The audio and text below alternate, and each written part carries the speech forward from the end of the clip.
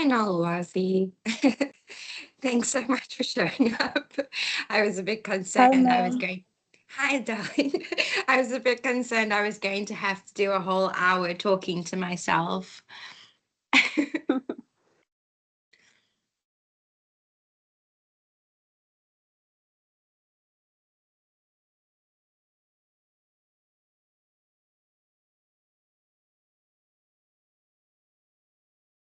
Okay, I'll just give it a minute or two just to see if anybody logs on. And then I did promise a graph lecture. So I'm going to cover all the graphs from the beginning of the semester until now, so that you have a grasp of just how the most important thing is the graph shapes.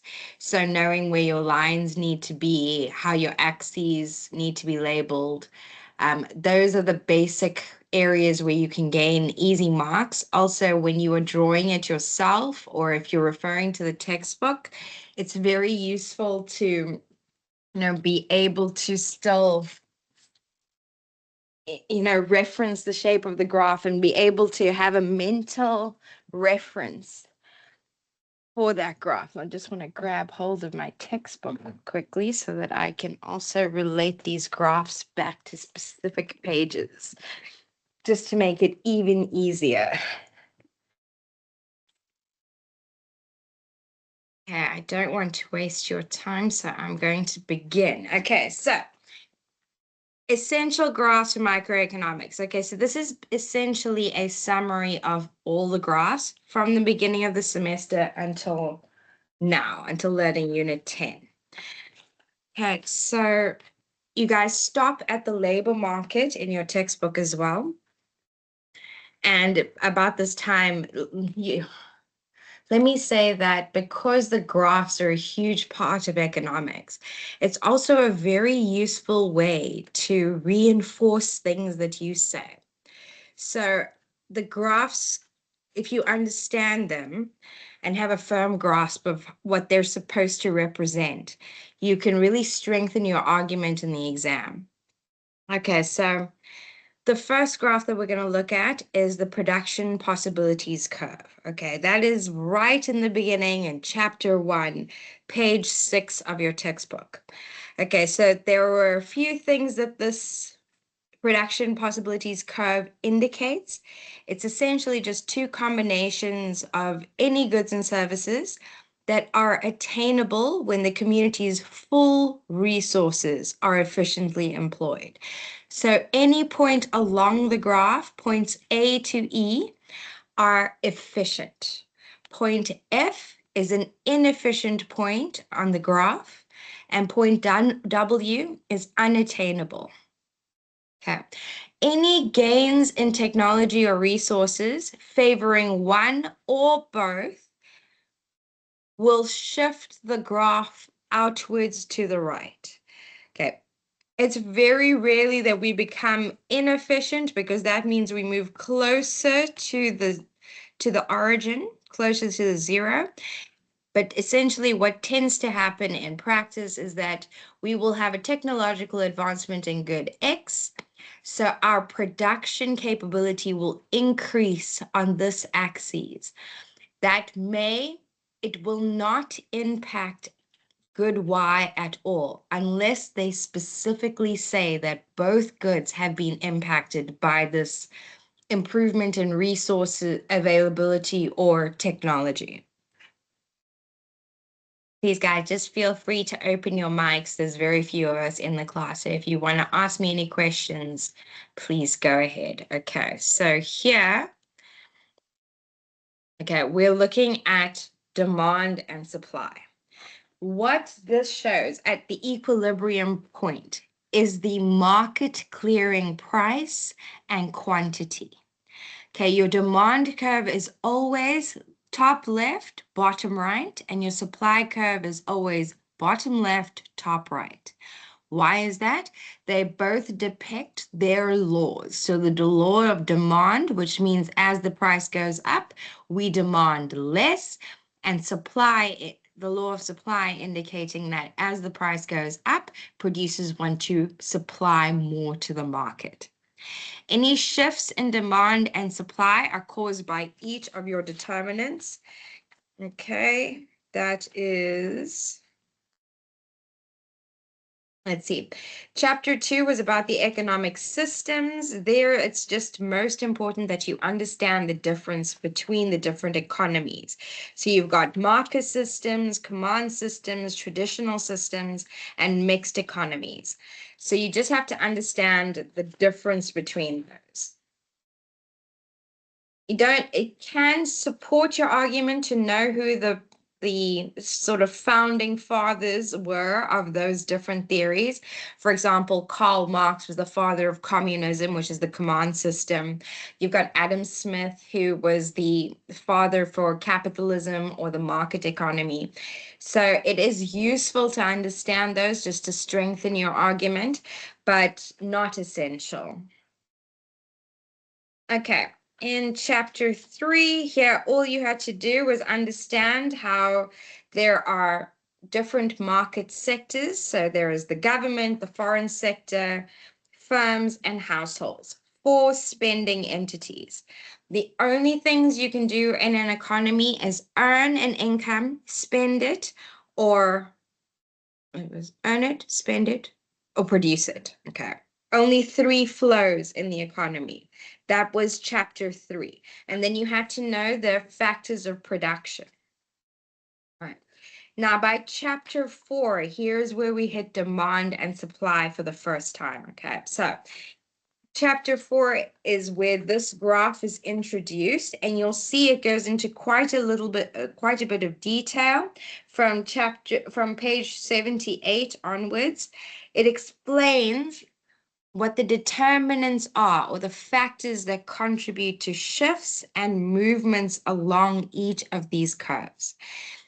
A good thing to remember is that if there is a shift in price first, the first thing that changes is price, then the demand will react. Okay, that is simply a movement along the demand curve.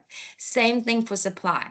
If the thing that has changed is the price, you are only going to have a movement along, either backwards towards the origin or away from the origin, increasing both price and quantity.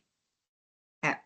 So you can look at those. Okay, so I would look at this in a bit of detail because you guys know this section underpins a large part of the rest of the semester's work.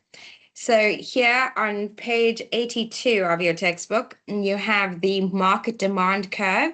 That table provides you with a summary of what changes and then how it impacts the demand curve.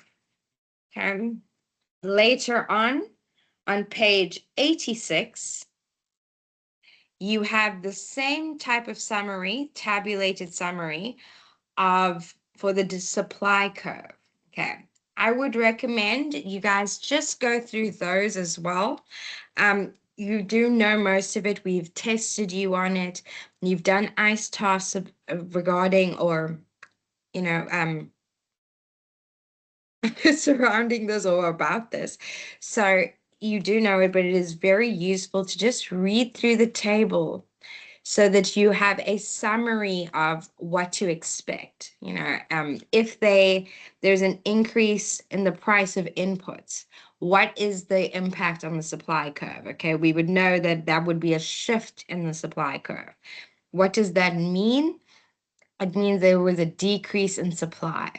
And then remember that when you are doing these graphs, if you are shifting the graph, you want to incorporate a numbering system just so that it indicates to us which curve comes first, and then your arrows to show the movements are also very useful. Okay, we will go into, so this is where we start touching on consumer surplus and producer surplus. And I believe, let me see, it's in chapter 5 that we hit floors and ceilings. Okay, so these are specifically government interventions. That starts in chapter 5 of your textbook, page 98. Okay, there we're specifically looking at government interventions and we've summarized them here. Okay, guys, I know it's counterintuitive, but please remember that this is a price floor, a minimum price that is above the market equilibrium. Okay, so what has happened is that the government has said that that is an insufficient price. So they have increased the price. When you think of a price floor, a minimum price, think minimum wage. Okay, it is set above the equilibrium price for our wages or the price for labor in our market. What this does is it creates a surplus. Okay, you guys have seen the unemployment statistics. You know that we have created a surplus because we have a lot of people supplying labor into the market and very few jobs to occupy those places. Okay, so your supply exceeds your demand. Just make sure. Okay. On the other hand, you have your price ceiling. Okay, a price ceiling, you can see your house there, okay, just as a reminder. Okay, so that would be the ceiling because there's your roof and there's the foundation of your house. So this would be the ceiling. The price ceiling is a maximum price that is set by government and it is usually below the market equilibrium. So the market dictates that a product is worth this price, PE. But the government has intervened and said, and they typically do this with goods and services which are essential to the most vulnerable people in our society. So that's the intention behind it. They want to protect, there are actually a few specific reasons that they do it.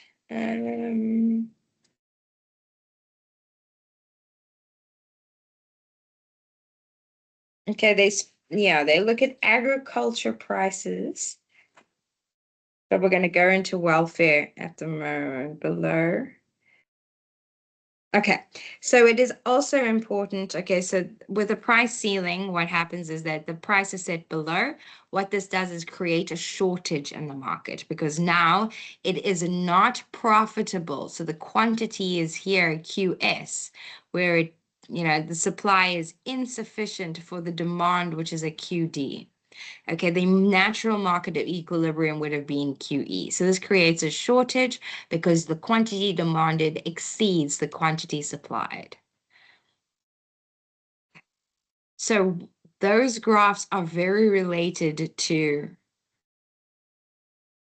this. Okay, so we still have the demand and supply curves from chapter 4, but now we're branching into government interventions. And at the end of chapter 4, okay, we started on page 89, we started to introduce the concept of a consumer surplus and a producer surplus. Okay, so a consumer surplus, just to refresh your memory, is the difference between what this person was willing to pay and what the market dictates they pay. And the other side, for the producer surplus, this was the quantity and the price that this supplier was willing to accept, but the market has generously provided him with a price way above what he would have expected as an individual dealing with another individual. Okay, so the market has created a situation where there are many buyers and sellers. So therefore, producers are able to get a fair price and consumers are able to benefit from being able to compare prices to establishing a market equilibrium. Okay, so when we have a consumer surplus, we consider that to be good. That's great welfare for consumers. And when there's a producer surplus, it means that there is a welfare benefit for the producer.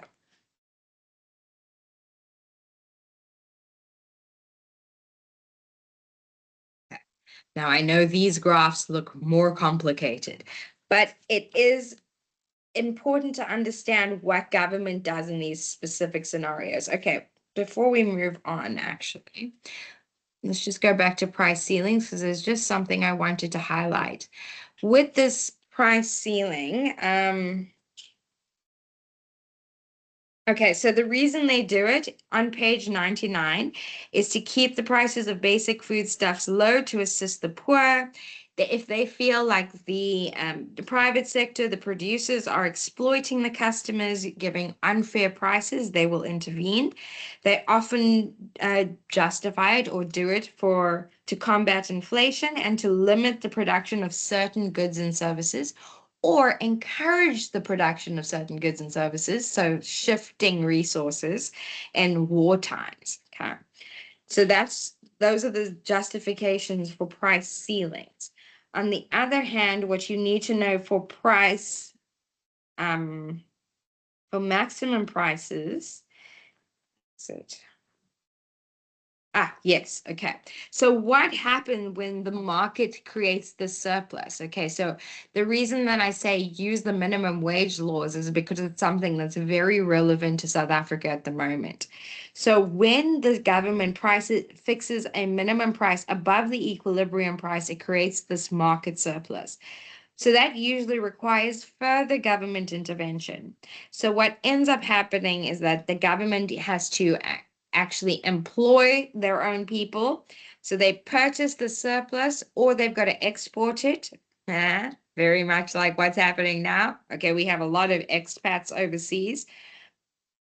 Government purchases the surplus and stores it. Obviously, not so storing it, not so easy with people, although that is essentially what we do with some government services. We do pay for it, and it feels like we're storing the actual rendering of the service for a later time. Okay. The government introduces production quotas to limit the quantity supplied and the quantity demanded at the minimum price.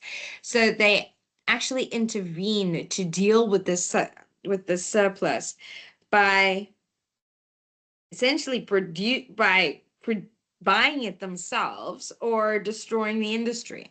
Okay, this has happened in specific industries in South Africa as well. Construction, for example, okay, there were minimum prices that were set way above market expectations, and it crushed our essentially whole construction industry. We have very few listed players still left. Okay, I'm sure you know there's a lot of political issues around that, but it is a very interesting case study, like going forward. Okay, so now we're going to look at the effect of taxes. Okay, on page 104 of your textbook. So here, this is where a tax is imposed on the buyer. What it does is move the curve to the left. Okay, another example of this kind of tax is import tariffs. Okay, so this is where they are causing a shift to the left.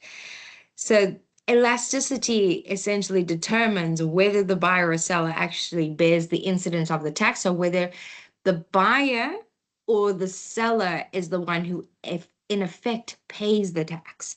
Okay, so I'm sure you've heard about a few of the tariff issues because a few people got their packages from Amazon imported from another country and then got hit with massive import taxes after the fact.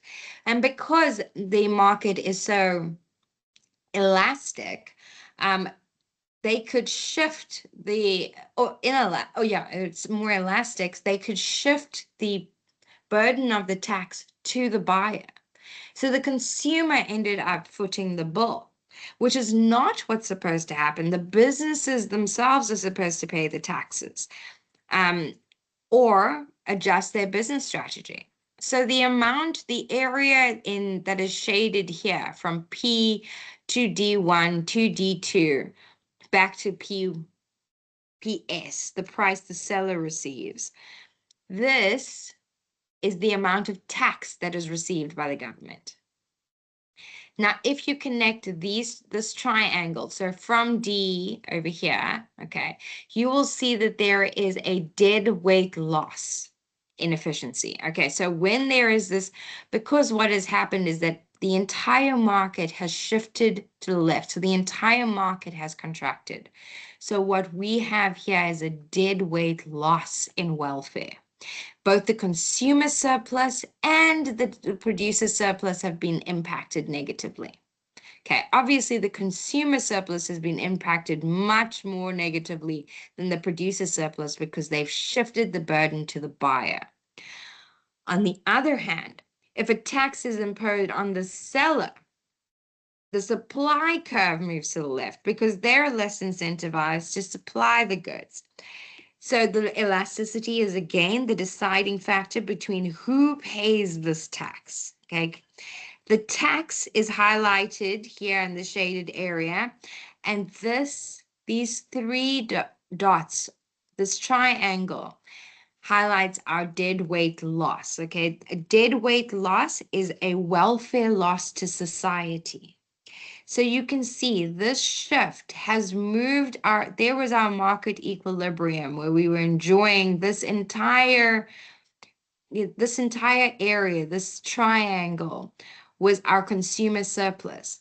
But with the shift to the left in the supply curve, our consumer surplus has been reduced to this tiny little block over here, which means that all of this space here between these demand and supply in this new supply curve has caused a dead weight loss, an efficiency loss to the community. Okay.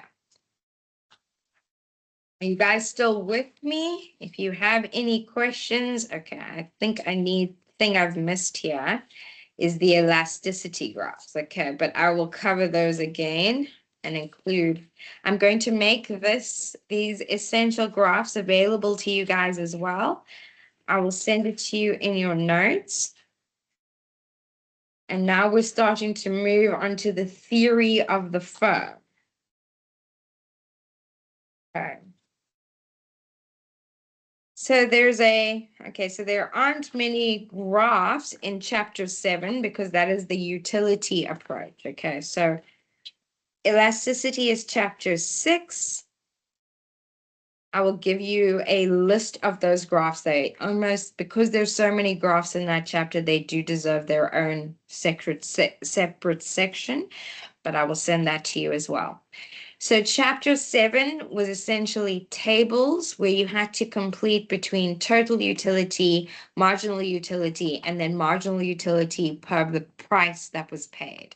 Okay, so you guys remember marginal utility is the additional satisfaction you receive from consuming one additional unit. The total utility is all the utility you have derived from consuming all the units that came before it and to that point. Okay, so how satisfied are you with the goods that you have consumed? That's chapter 7. Now, chapter 8. Okay, I think I do cover this a little bit later. Okay, so here's where we start with the indifference curves. Okay, these are slightly more complicated. Let me just jump quickly to chapter 9, and then we'll come back to chapter 8. Okay, I think I may have switched the order of these graphs. Okay, so the theory of the firm. This is chapter 9. Okay, we're specifically looking at background production costs. So I would encourage you to just do a proper read through of this chapter. The reason is, as soon as you understand that A will actually always represent average, F is fixed, C is cost. A is average, again, V is variable, okay, the opposite of fixed. T is total. M is always going to mean marginal. Average variable costs, average total costs.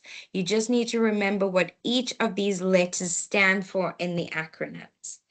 Okay, we do look at cost, revenue, and profit for the total, average, and the marginal variations of these things. Okay, so that's what you're seeing here.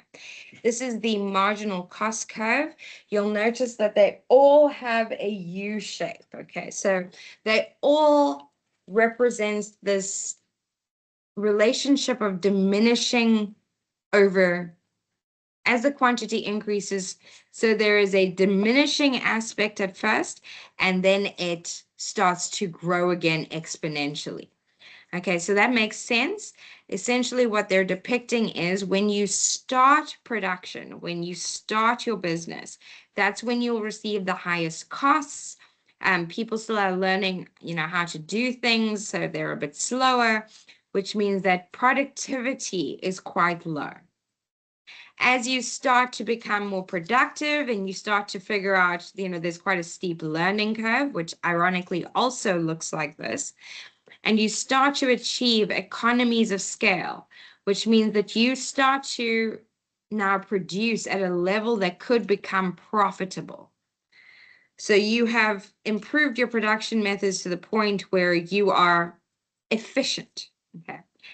That is at this point here, that is where your average variable costs and your marginal costs are equal to one another. So at this point between your average variable cost and your average total cost.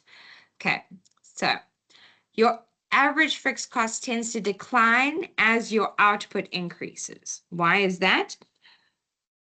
Simply because you pay one fixed amount for your plant, your building. Those are the fixed costs that don't change as your production increases. So the more you produce, the larger you make the denominator of that fraction, which means that the end result gets smaller. So because you have more products to split the rent across, that curve tends to decline as your output increases. So here is your average fixed cost curve. You'll see that it angles down to the left. It still has a U shape, but it is always declining. Okay, so the more we produce, the better it is for our overall costing of our firm. Your average variable cost and your average total cost, they decline initially, and then they reach a minimum point, and then they start to increase again. Okay, so that's why it's so significant where the marginal cost line actually intersects with your average variable cost and your average total cost. Your marginal costs decline sharply, okay, initially, because every additional unit you make makes everything cheaper initially. But as you start to hit a certain point, you're no longer as nimble. You are having to buy from multiple sources, multiple suppliers. So your marginal costs tend to rise sharply as your production increases. Okay, so every additional unit, obviously also because it's being it's sort of your fixed costs stop contributing as much as your quantity increases, and instead we shift to how your variable costs has the biggest influence on your marginal costs. Because as you produce more, you need more of the variable cost elements like labor and materials. When your marginal cost curve intersects with your average variable cost and your average total costs, at these minimum points, that is when your marginal cost is still rising against your average total cost, which is falling. Okay, but then you hit your minimum point, and then your minimum cost starts to be less than your average total cost, and the reason for that is because your average total cost is also rising. Why? You see that your average variable cost and your average total cost tend to be very closely paralleled. Okay, the reason for that is obviously as your variable costs go up, so do your total costs. Even though your fixed costs are distributed across all the products that you are going to potentially be able to sell, your variable costs require you to bring in more labor or bring in more materials in order to, match your production.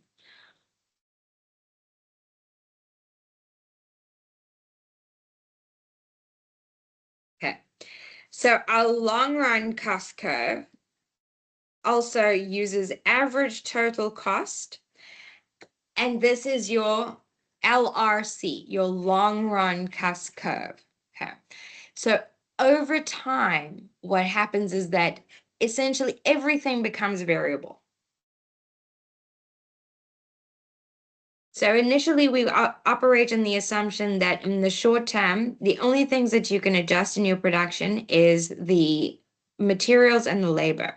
But in the long run, everything becomes variable, including your ability to increase machinery, buy new places. It's about having at this point, at the minimum point, between diseconomies of scale, which means that our total costs are actually going up at this point. Okay, so here we're still benefiting from economies of scale. We're operating at an efficient level. We're not overproducing, we're not underproducing, and therefore we are able to be consistently not profitable in the long run, which ensures the sustainability of our business. Remember, it's that weird thing where you don't actually want to make a profit in the long run because it attracts people into your market. So you just want to reach a point where your marginal revenue equals your marginal cost. Okay.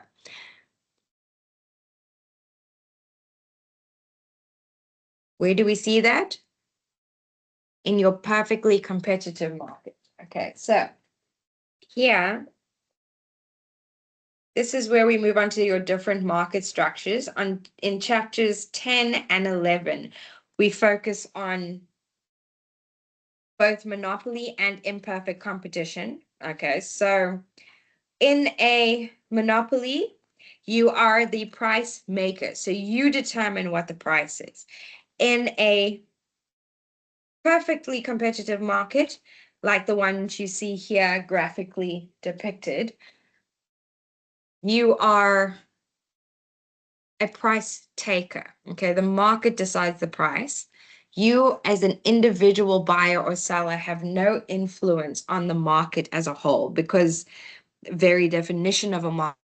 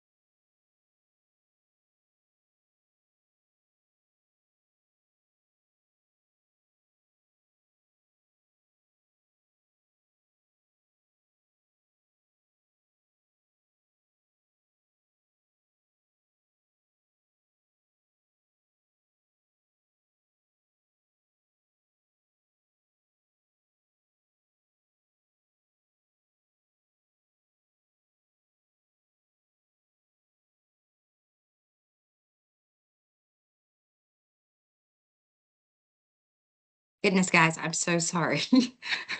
I thought my laptop was plugged in. That was a unwelcome surprise.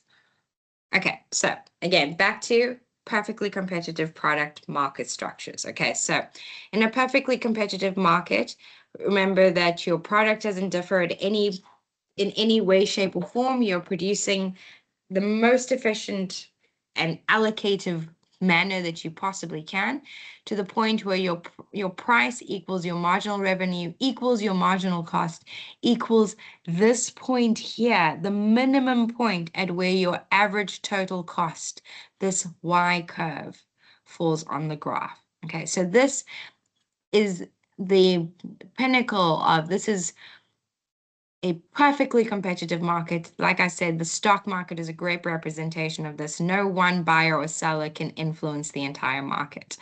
Okay, so again, a representation of how your costs initially decrease as you produce and then increase sharply as your total revenue curve is compensated for.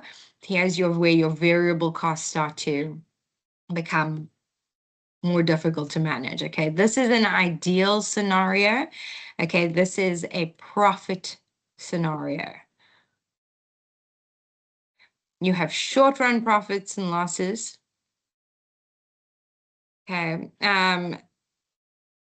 any cases here, anything that can, the only things that can shut down here are where there is a massive market shift. So people just decide that they are no longer going to be consuming your product as a whole. So the entire market takes a dip.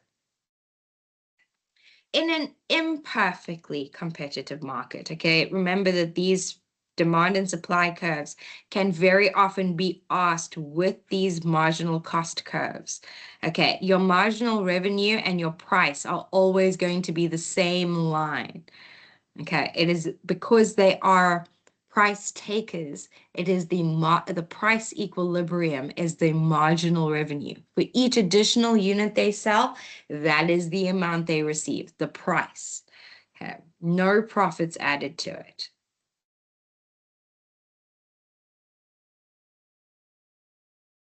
Here we get slightly more complicated. So in an imperfectly competitive market, okay, so a monopoly, here you are a price maker. You decide the price. So you want to earn an economic profit.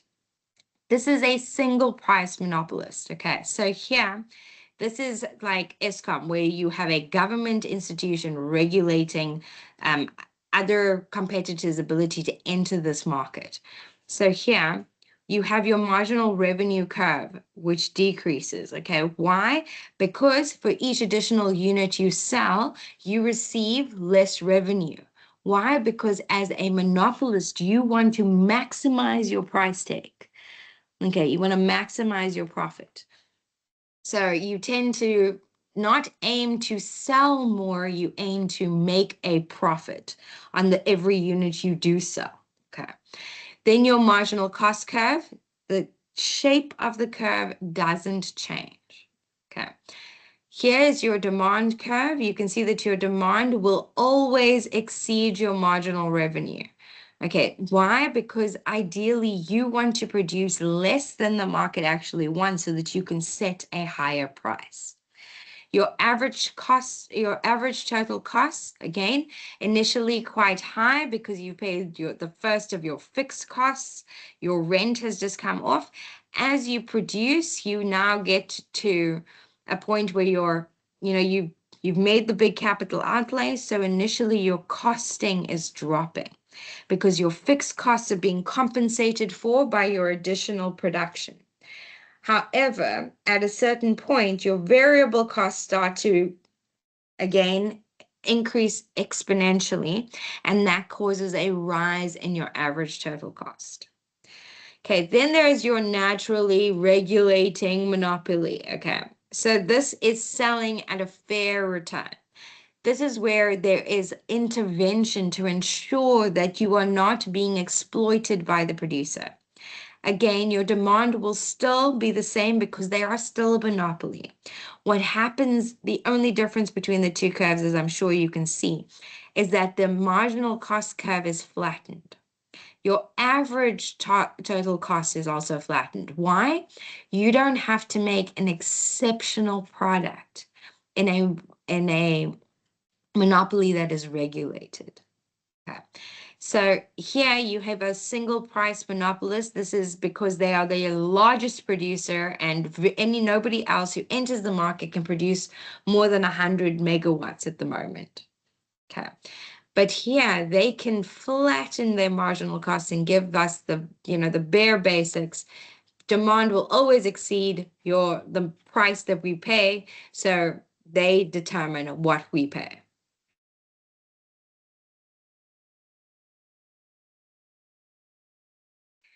You'll see that your marginal cost curves, okay, so your average total cost curve actually moves positions. Okay, so it's all about the intersections in these different graphs. Okay, so here you can see this is the point where your marginal cost, your marginal revenue, and your average total costs meet. Okay, so this is the point that's quite important. What you'll notice is that your price is set above this point. Okay, so you are making an economic profit in this area.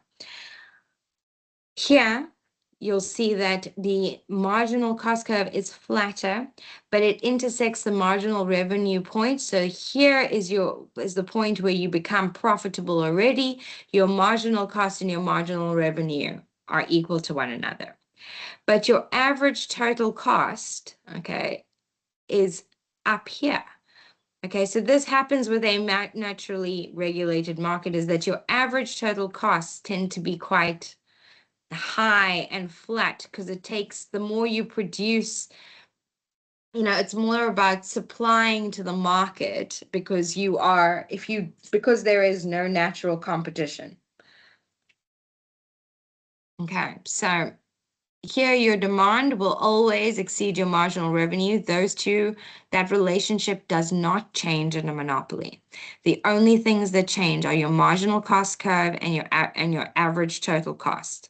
So you'll notice that here your average total cost and your marginal cost intersect at Q. It's QFR is supposed to be RT. Oh, there it is. Okay. And then here at price as well. So this is the difference between the fair return and the profit that they unfairly take from the market. Okay, so here is your fair return. That is the point where your marginal revenue meets your marginal cost curve. Oh, there it is.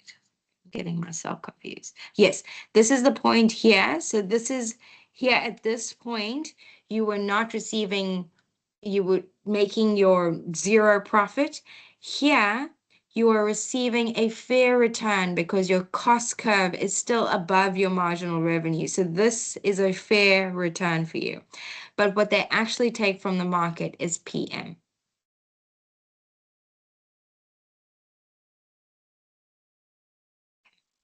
So you'll notice that this is a combination of the two above, okay? Because here's your average total cost, okay? You're still trying to, you're trying to produce at a good profit because it's monopolistically competitive. So there are very few, think of the banking sections. This is like an oligopoly. There's a few key players in this market. So they still keep their total costs quite high because they are providing you with something exceptional. It's not a perfectly competitive market where you just get the standard, bank account and then everybody is sort of, maintaining that long total cost curve but offering no innovation. Okay, our banks compete to be the most innovative, so their cost curves remained high. Where the marginal cost curve meets your marginal revenue, that is where your output is maximized. Okay, that's where that is the most profitable place. But again, because it's imperfectly competitive and very much like our banking sector, they will not take a loss. So they set their market price above this price here, where marginal cost equals marginal revenue. Okay, so they offer the same quantity, but they charge a higher price. There are a few variations on this graph. Okay, let's look specifically there. So if you want a summary of the different market structures, you can look at page 180. There's a table there that summarizes each of them. Okay, there's an explanation of this shutdown rule. Okay, so this shutdown rule is the first rule that every firm should only produce if the total revenue is equal to or greater than the total variable costs. So in other words, you must be earning enough money. So your revenue, average revenue is equal to or greater than your variable costs. Essentially, you must always be maximizing your profits. So where there is a positive difference between your total revenue and your total cost, that is where, at this point here, where your marginal cost and your marginal revenue are equal, that is where profit is maximized. Okay, then let's see here. Oh, yes. Okay, on page 189 in your textbook, you will see the different possible short-run equilibrium positions for a firm in perfect competition. So there are it's these variations of these two graphs. Okay, just how your average cost curve is positioned with your marginal cost curve. There may be situations where those are the only two graphs they ask you to produce. Marginal costs, average total cost, and marginal revenue. Marginal revenue and marginal costs generally go together. And then average total cost, it's about positioning of that curve.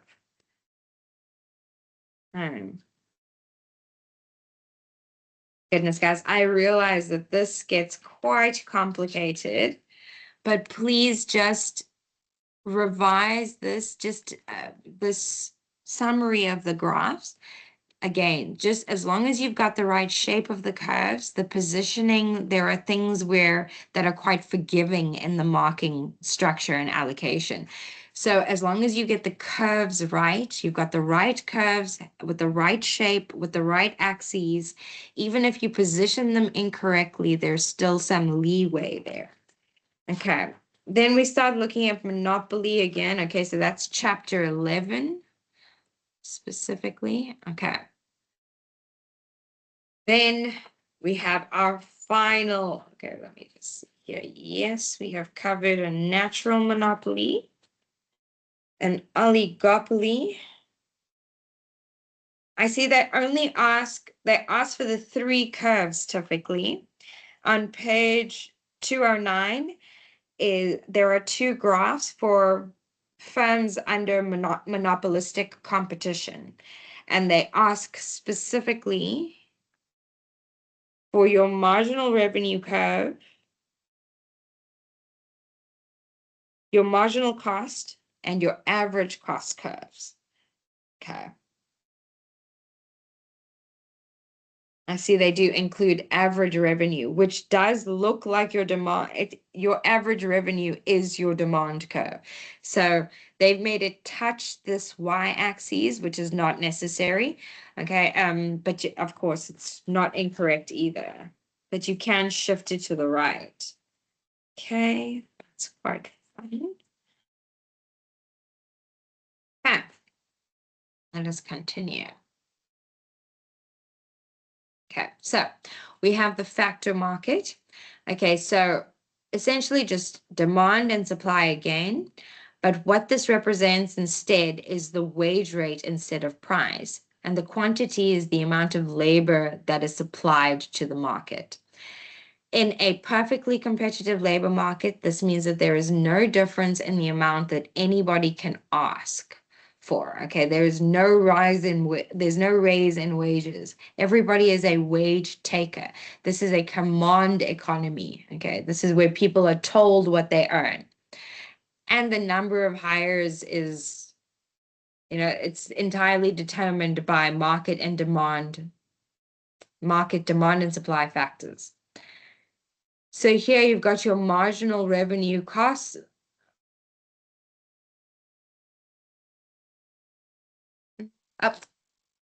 Sorry. This is the wage rate that is set by the market, and this is an individual firm. Okay, so this is the wage, this is the demand, okay, for the higher the price, the less they demand from the market, the lower the quantity.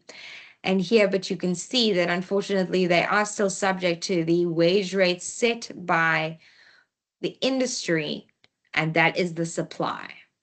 Okay. So essentially, because there is a surplus, whatever the market demands is supplied, and whatever is supplied is demanded. Okay. So that's why a lot of some developing countries have very low unemployment figures. Okay, specifically for that, in developing countries, there's not high levels of education, which means that it's closer to a perfectly competitive market because there aren't many individuals who are salaried, essentially. Everyone is a wage taker. There's not a lot of negotiation power that happens there. Okay, let me just get to the right chapter.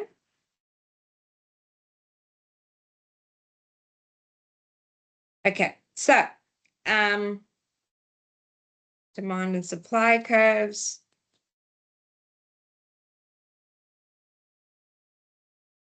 Okay.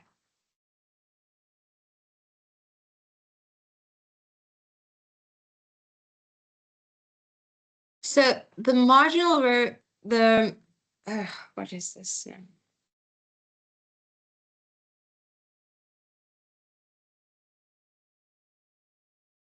The marginal revenue of product, yeah, is where we look at the productivity of the labor market. So every individual we hire, we expect them to deliver a certain number of products. Okay. So there is a law of diminishing returns that applies to this. Okay. Specifically the marginal product of labor. Because as you hire more people, you aren't necessarily able to match those people with additional machinery, for example. So therefore, you have this resultant sort of curve. The more people you hire, the lower their individual quantity increases. Okay, so they become less efficient.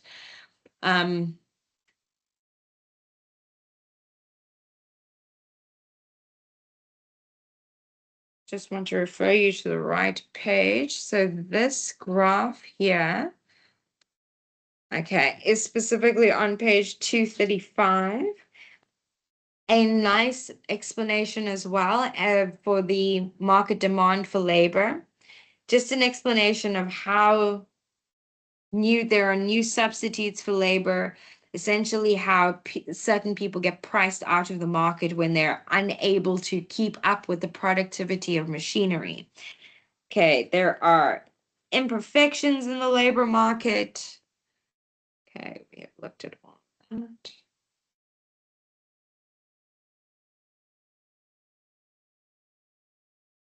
Okay, they do look at collective bargaining.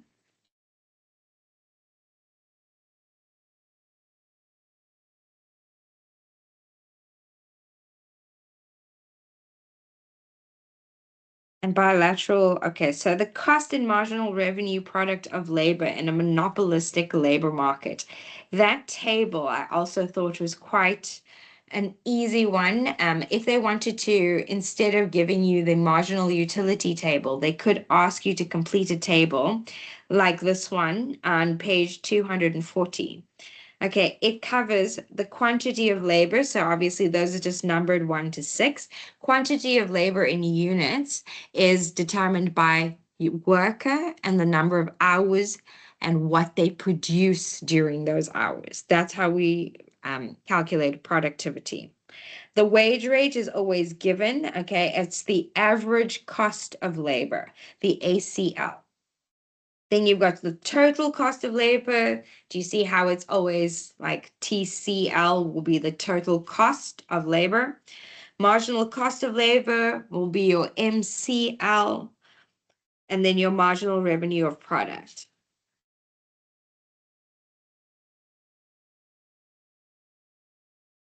Okay. Your ACL is this line over here, the supply line of labor to the market. So at this price or this wage rate, we were supplying C to the market, but at the higher wage rate, we supply A. Okay, at this point here, where S equals MRP, here we are at a point of the supply of the market is paying for itself, okay? And at this point here, where MRP equals MRC, you have the market quantity that is determined. Okay, so this is what the market will actually accept, because this is where your marginal revenue cost and your marginal revenue of product are actually equal to one another. Okay, so very much the same principle that we applied when we looked at marginal cost being equal to marginal revenue. Yeah. Every additional worker must produce more goods so that they are worthwhile employing. Okay, these were additional graphs that, don't know, let me just see here. Okay, so this is, okay, yes, okay. Here's where we cover the actual detail. Okay, so where we see that marginal cost equals marginal revenue or marginal benefit, then we know that there is allocative efficiency that has been achieved. Okay, I see we have reached our timing, end of our time. This is covering externalities. Here's diminishing marginal utility. Here's the utility curves. Okay, I'll be very quick. Okay, so the law of diminishing marginal utility. Okay, so that was chapter 6. Speak under correction. Oh, sorry, chapter 8. Okay. So total utility tends to increase overall, okay? But there gets to a point where you just have way too much, and then you reach a maximum point where that point where you're just full, okay? And then after that, every additional unit you consume actually decreases your total utility. So it actually diminishes your quality of consumption. Okay, marginal utility, we know you receive your maximum utility, your greatest satisfaction, the first unit you consume, and it declines from there. Again,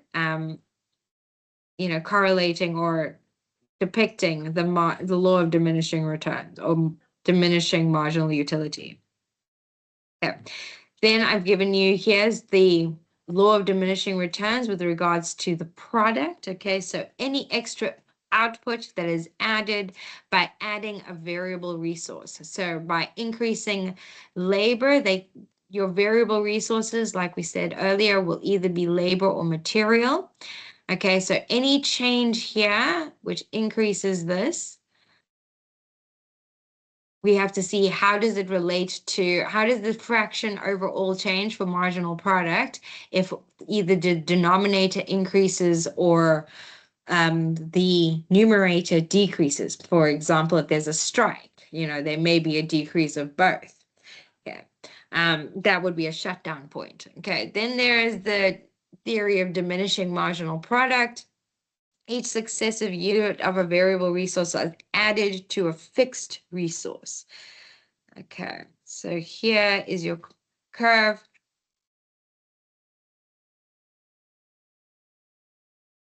Okay, so this is your total theory of marginal product. So here is your total price. It is decreasing over time, but initially it is very expensive to start producing. You have your capital equipment, but it will eventually rise by a smaller and smaller amount, and eventually you achieve economies of scale, and you require, it just costs you less to produce more. Okay. Marginal product. Okay. This is when it's increasing. This is where you reach a point where you, for example, you go from one worker and they're able to provide you with a certain output, but by employing a second worker, they both become less efficient and you actually have a decrease in marginal product.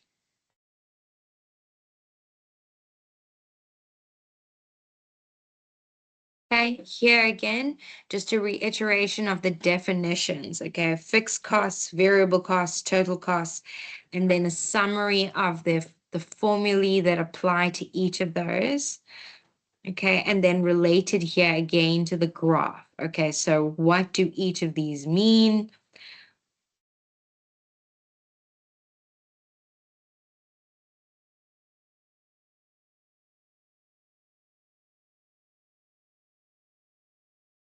Okay, again, this is in a perfectly competitive market. This is where your marginal revenue equals your marginal cost equals your average total cost. So at this point, we have achieved allocative and productive efficiency. Okay, so here's this is the section where we specifically highlight the profit. So the blocks highlight the profit that is made by these firms.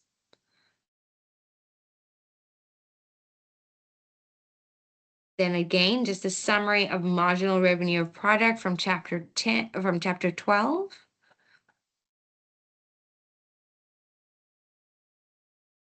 Just more information, okay, to the things that just examples of how these graphs and specifically marginal revenue of cost and marginal revenue of product relate to one another in a monopolistic labor market. Okay. Guys, I don't know if you have any question, but that concludes our lecture for this evening. If you have any questions, please feel free to pop them in the chat. I'll just check now. I'd like to know if I absolutely can do that, Nadira. What I will do is can I maybe send you the I've got the YouTube channel open now.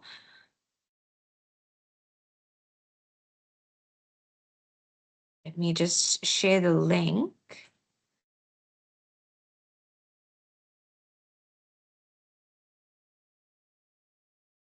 Just to make it easier for you guys to, especially now I know you're doing a lot of revision. I've received a lot of requests for access. So I'm going to put everything on YouTube. If I miss anything, please feel free to let me know.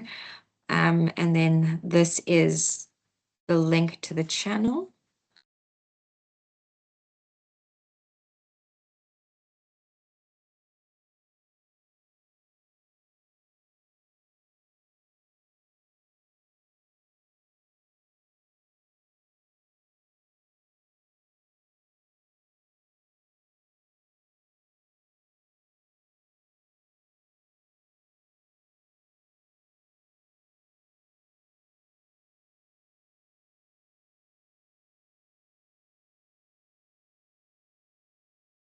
Sorry, guys, my computer is really not cooperating with me.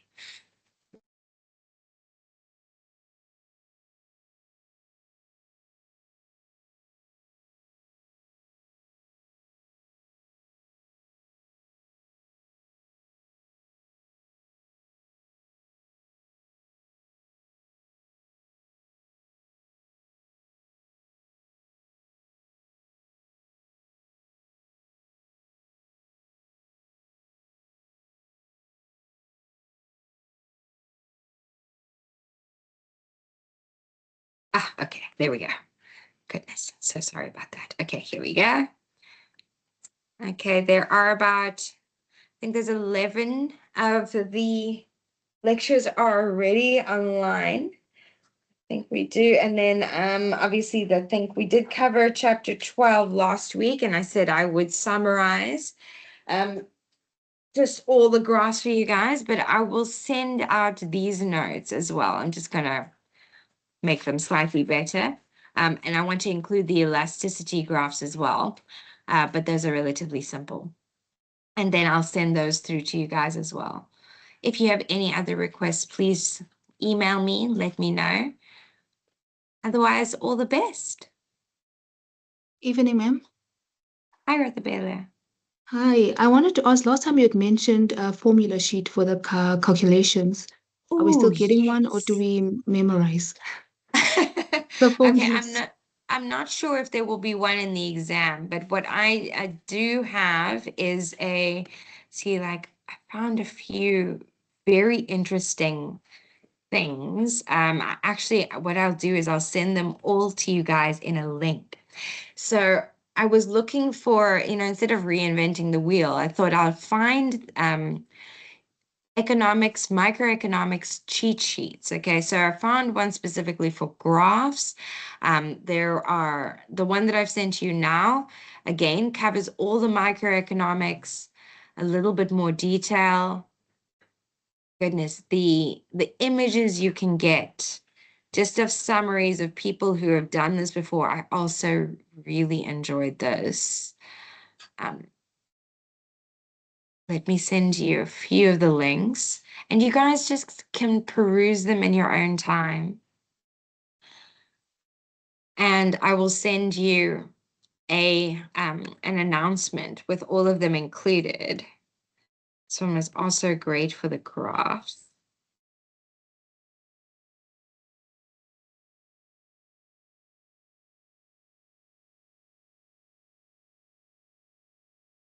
Just additional resources, just quick summaries so that you can, see the differences between the graphs and which ones you're specifically being asked to draw. I hope that helps.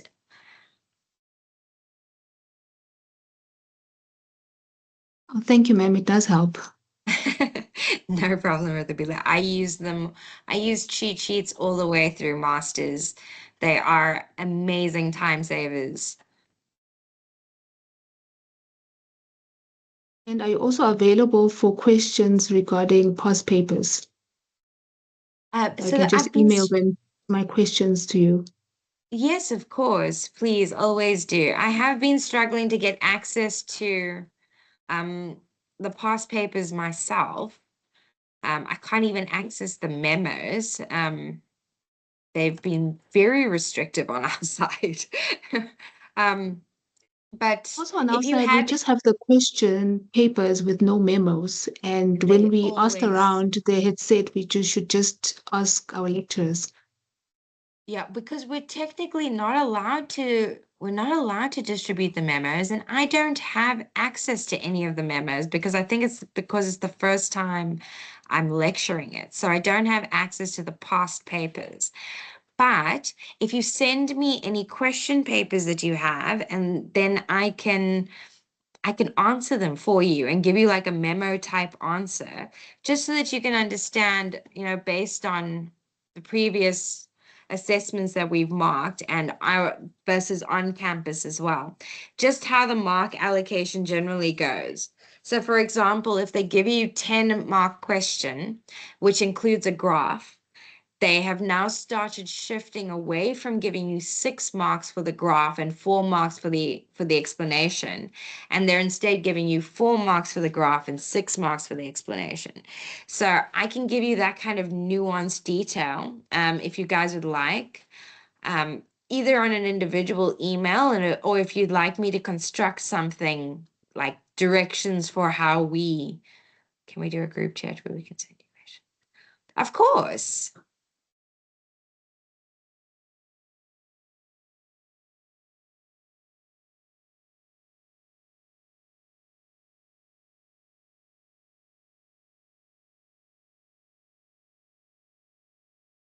And Wanzi, do you guys maybe want to do an additional session?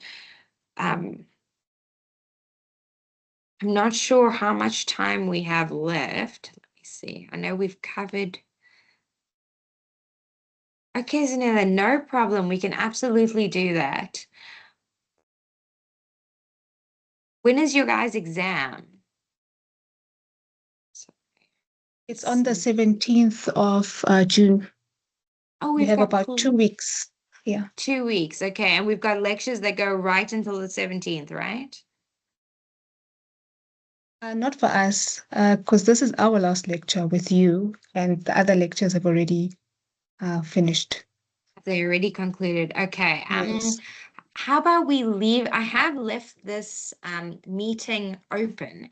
How about we continue our next week we'll have another session, and then maybe we can squeeze in an additional session in the week, just so you guys feel like comfortable going into the written exam. We don't That even sounds have great on my side. Then that's fantastic. So then next week I'll meet you guys here again, and then just you can just bring me your questions and we'll work through them. Okay, so yeah, we'll just do it privately, just us, just so that you can, if you have any questions. Also, if you'd like me to prepare ahead of time, you can email me your questions in advance so that when we meet next week, Tuesday, I can have a little lecture prepared for you guys. Um, just to answer the sort of longer questions, but otherwise, can I please email you my number? Of course, Anela, yes. And then, okay, then absolutely. This meeting, then we will meet next week. Also, I'll see if I can, okay, I will send you a few more cheat sheets and formula sheets just to summarize the important mathematical concepts that we've covered this semester. But you guys will still have another 2 weeks worth of lectures with me. We'll just extend it a little bit. I just want to make sure you guys are comfortable. Okay, so you can absolutely relax. Have a wonderful evening. Thank you so much for joining me. I'm sorry if I spoke the entire time and you actually wanted to ask questions. But I No, it's promise okay, next ma'am. week, Thank you all so much. questions. Always a pleasure. Thank you, You guys are ma'am. so lovely. Oh, it's a good pleasure, guys. Have a wonderful evening and don't stress. I'll see you back here next week. Thank you. Bye. Bye, guys. Bye.